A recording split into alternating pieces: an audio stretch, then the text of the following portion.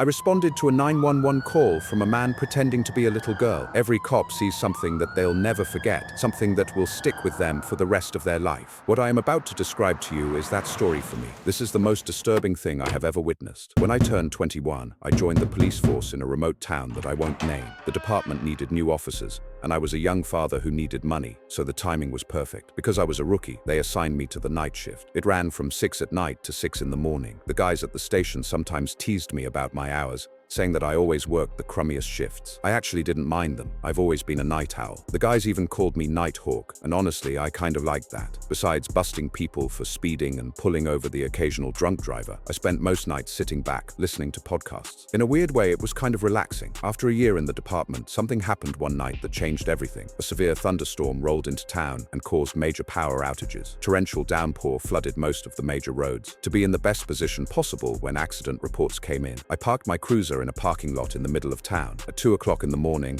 our dispatcher, Claire, radioed in. She reported that someone who sounded like an adult male claimed to have been kidnapped. They told her they were held captive inside someone's home. Then the call ended. When she redialed, the caller didn't answer. My cruiser had a built-in computer display that showed all the call details. Based on the address, I was about 10 minutes away, so I was probably the closest officer. I radioed in and told her I'd respond. I also requested backup. Another new officer named Chris chimed in and said he'd be on location in 5. Claire clicked on her radio but hesitated for a few seconds over the static. Then she said that the caller sounded like they were altering their voice in some way, possibly through digital means, to make themselves sound like a child. She used the specific phrase, like a young girl. She concluded that officers should proceed with extreme caution. All of us were pretty close at the station, so we felt nervous for one another during high-risk cases like these. I radioed back and said 10-4, then drove off to the scene. When I turned into the neighborhood, I saw that every single street lamp was out. The entire block had lost power. That meant we would have low visibility into the home we were investigating, which put us in greater danger. I followed my GPS to the end of the street where the house was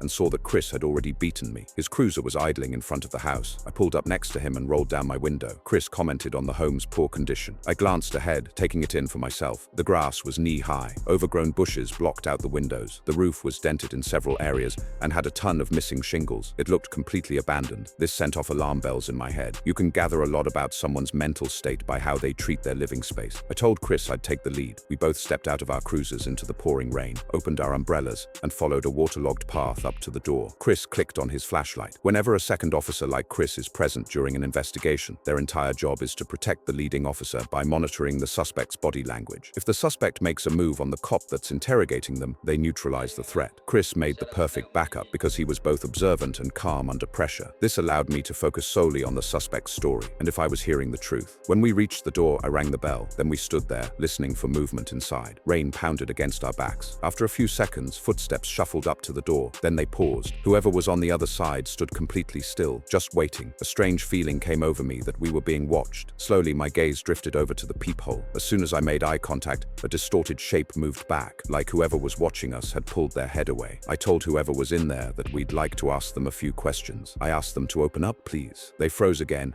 as if they were thinking about what to do next. Then the lock started turning. The door creaked open, but only by a foot. From the darkness, a man peeked out of the crack. He looked like he was in his early 30s. He was overweight, balding, and wore thick-brimmed glasses. I took a single look into his eyes and sensed that he was hiding something.